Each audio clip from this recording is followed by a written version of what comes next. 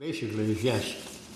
I believe that the members of the HDC now are, I'll say, a little in advance of what's happening. We listen to the news, we read the paper, and we know what's going on in the architectural world out there. So I think, yes, we are up to speed to a lot of things that are happening on Nantucket. Thank you. Thank you. Linda? I don't believe you should be moving along too quickly.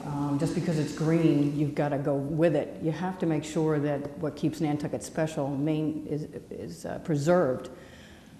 Each case has to be looked at separately.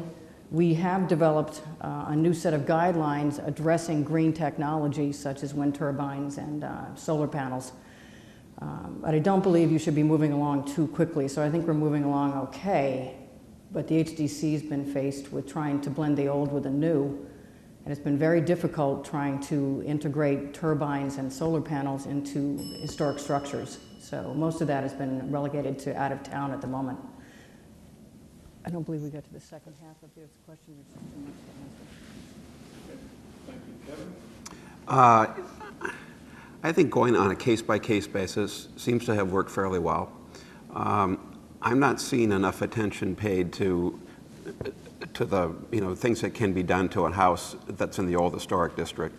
I think there are better windows that are better insulated today, some storm products. I think that the spraying foam in houses is a potential issue down the road. I believe that we really need to preserve and look at some older techniques and some solid thinking before we just Thank you. And I'll ask Linda to respond first to this next question from Jason. Thanks, Sewell. There's been a lot of concern recently about conflicts of interest, especially on the HDC with the resignation of Val Norton. I'd like to use the candidates to discuss this issue and say whether you personally have any conflicts of interest, whether they're real or the appearance of conflicts, and discuss how you would address them on the board if you're elected. Conflicts of interest are an individual thing. No one can tell you you've got a conflict. You have to go to the Ethics Commission, which I've done multiple times. I feel the resignation of Valerie Norton is a huge loss for the HDC. She brings a certain expertise in historic preservation that some of us don't have. I don't have any conflicts. If I do have a conflict, as with any public official, I recuse myself and I leave the room. I am not a builder or an architect or a designer. So I don't necessarily have the same conflicts with HDC permits that somebody like Valerie does, because she would be trying to get the work based on an HDC approval. My business doesn't operate that way. If I think I'm gonna have a conflict, or if somebody wants to hire me, I do not sit and I leave the room forever on that client. I never come back to that client. So I have discussed this with the Ethics Commission, and I'm operating within their guidelines. Thank you. Kevin? I have no conflicts of interest whatsoever. I have no connection to the building industry here or the design businesses. I think there are some issues on the HDC. I've seen names of commissioners acting as agents on the listing. I don't see people leaving a room. I see them getting up from the table. And I'm not sure. I think the very idea that if there's any question at all that there's a conflict, we need to think about that long and hard. I think the conflict issue is going to be hard to, take and eliminate, but it's one we need to watch out for. I am well versed in the conflict of interest law, because I was involved in something and I was more or less chastised for it, but I was straightened out with the law, and I signed papers that I have received it, and I understand it very well. And I do, if I am involved, which is very seldom, in an application, I recuse or I abstain from it. Thank you. Who's next? Thank you. I'll ask Kevin to respond first to this next question from Dan. For Kevin, as if you are elected to the commission, what do you think you will do to distinguish yourself as a member and earn the respect of the people who have elected you? And for those of you who are on the board now, what have you done to distinguish yourself and earn the trust and earn re-election from the voters? I think my job is going to be to listen, and I'm very good at being often wrong but never in doubt. And I think that that's a philosophy that also fits well with the HDC. We have got to have an organization which gets along, which can't be squabbling with each other on the table. Yes, we take them passionately, but let's work together and have a civil discussion at the table.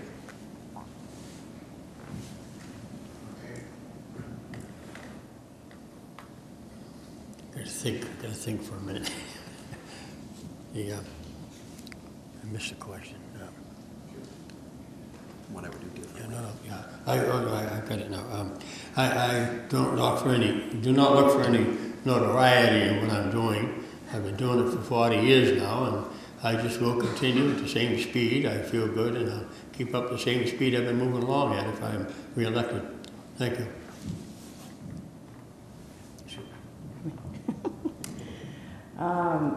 I hope I've earned the public's trust after being re-elected several times. I've done my homework. I show up on Tuesdays for 5 hours. We show up for viewings on the weekends. And in the old days when we had 130 cases every Tuesday, we had to show up on Thursdays too. I've used my lifelong knowledge of Nantucket, hopefully to help preserve what makes Nantucket special. It's kind of hard to blow your own horn up here. But I guess I distinguish myself from some of the other commissioners because I do work proactively with a lot of the applicants, and I do spend the time doing that. So I hope that's helped further the cause. Thank you. I'll ask Linda to respond first to this next question from Jason, and then we'll take some questions from the audience. Looking back at some of the larger projects the HDC has reviewed in recent years, Great Harbor Yacht Club, Police Station, Dreamland, looking at how we can see some of them now, some of them have been built. Give us your grade on how the HDC's review of those projects went.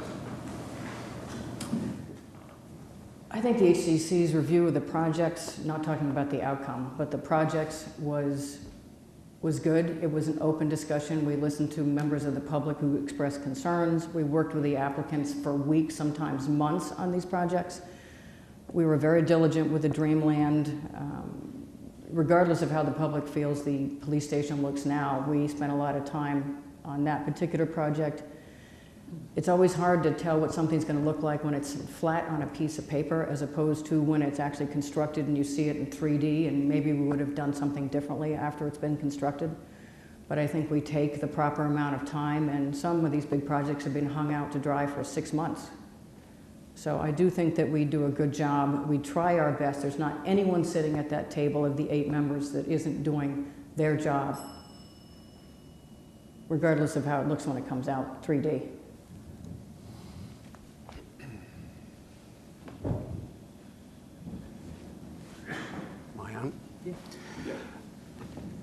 I think you have to judge by the results, and quite frankly, I'm really disappointed. We inherited on this island a real vast architectural wealth, and I'm concerned that we're really not leaving much behind. With these new things that are being built, the scale is out of whack. The process seems long and arduous. I think we can be doing better.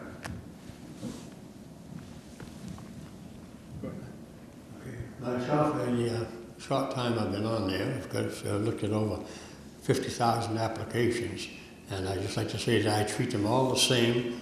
I always figured that architecturally that they fit into the immediate surroundings, and I was meeting the guidelines and the rules and regulations of the commission, and I'm very strong about doing that. Thank you. Thank you, John. This first question from the audience, and I'll ask John McLaughlin to respond first to this. How do you feel about the Wilkes Square plan in general and the concept of a parking garage specifically? Do you think there is a need for such a plan and garage? Looking at the plan is no problem. I'm on another board that looks into it also. I find it, you could use some updating on the waterfront, but in the scale that is there is proposed for the buildings. I think a lot of them are too large, very large for that area, and they should be scaled down a little.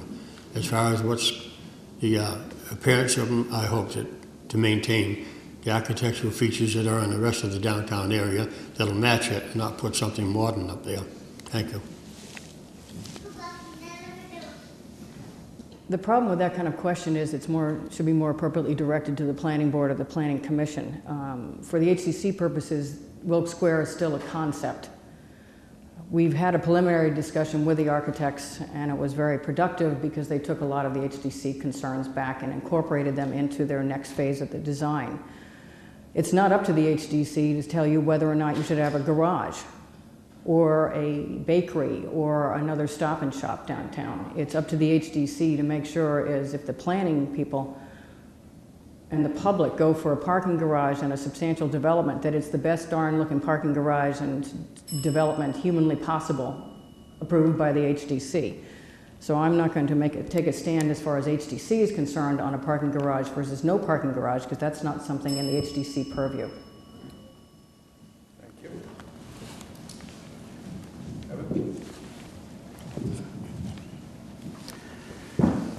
I think having a plan for that part of town is a good idea.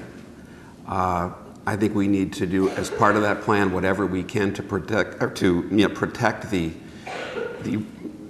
really active streetscape we have. Having the small streets and I hate to say it, hard to find parking sometimes creates a little more energy.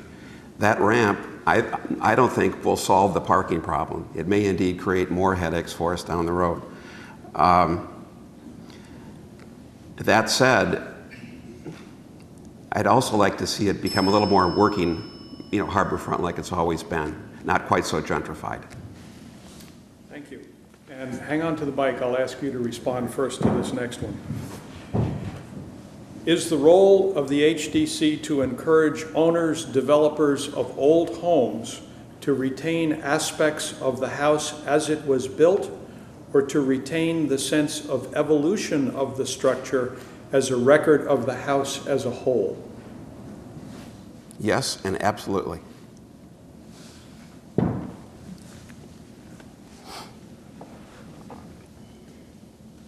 Yes, definitely. All homes on the island actually should be protected from an onslaught that could make it worse than what it is out of town. In the old historic areas, yes, it should be tighten up the guidelines there. And you have to allow some things that are modern over the years. Now, years ago when I was growing up here, every house just about either had batten door boards on the windows in the winter, or you had wooden storm windows. And then along came aluminum. Now they're making a lot of fiberglass and everything else. That's why you have to be very careful in the old historic areas when you make a decision. Thank you. I agree with what's been said. You have to maintain the aspects of the house that indicate its travels through time. That means additive massing. Almost every house downtown has been changed since it was built, with an addition here for the bathrooms coming in from the outhouse, an addition there with the kitchens coming in from the cook shed. Very few are in their original pristine structures. I forget the word I'm looking for right now, but you have to maintain it. You try to get the owners to appreciate what they bought and not buy something with an eye towards changing it. It has to maintain its history. Thank you, and I'll ask Kevin to respond first to this next question. Nantucket has had its share of oddball buildings in the past, but with the introduction of the HDC, it has been impossible to build anything that does not conform to a rigid set of standards. How do we keep Nantucket from being so homogeneous and frankly boring architecturally, or is that not a concern? I think it's a very real concern. And I like oddball buildings. And I also don't view the guidelines as, restrictions. I view them as guidelines. I think too often we've boxed our designers in because they feel that they have to bring a certain way or a certain look to the HDC so that it gets approved. Granted, there's a lot of applications that go through, and perhaps you have to rubber stamp some things. But those times are over, right now. We have an opportunity to really build some interesting and some solid, thought-out buildings that we can all be proud of in each of our neighborhoods. We don't have to just be proud of what's happening downtown. I can make it short. I believe one thing I always have, when you judge architecture for Nantucket, you have to do it with common sense. And I always believe it's good to have harmony without monotony. And it is working. That's the best way to look at something in my eyes. Thank you.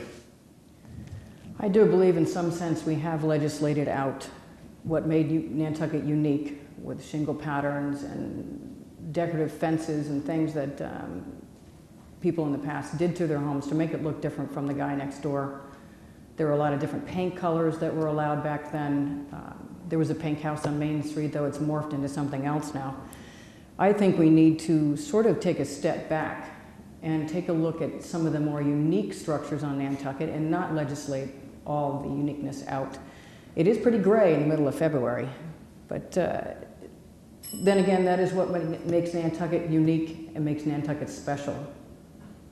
So it's a fine line to walk, but I think we need to put a little bit more time into what the unique aspects of structures from 100 years ago to 200 years ago.